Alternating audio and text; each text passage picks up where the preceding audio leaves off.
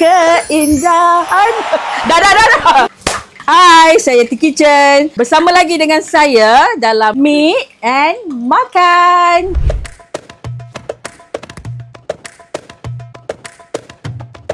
Daging pun kita dah masak, paru pun kita dah masak, macam-macam kita dah masak dah kan. So kita nak ambil bahagian tulang pula. Saya nak buat mi rebus tulang.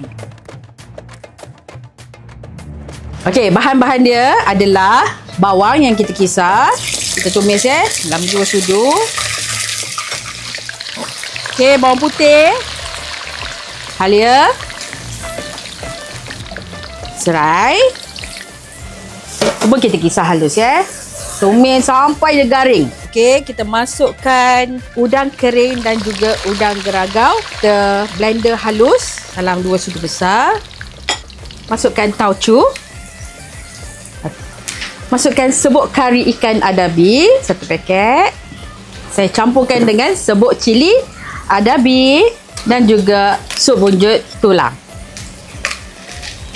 Okey, tumis dia sampai dia garing. Okey, bila dah garing nanti, kita masukkan air rebusan tulang. Masukkan tulang yang kita rebus tadi. Okey, kita tunggu sampai dia masak.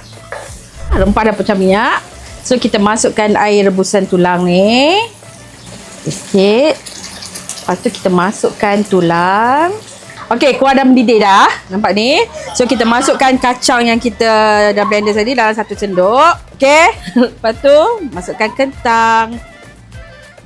Kentang ni untuk kita pekatkan kuah. 1 sendok. Diam! Diam! Masukkan gula merah. Nanti kan tawar pula. Masukkan garam. Dan juga serbuk perasa adabi. Okey, dah siap dah. Nampak ni, Masya Allah, Subhanallah. Dah siap dah. Mi rebus tulang adabi.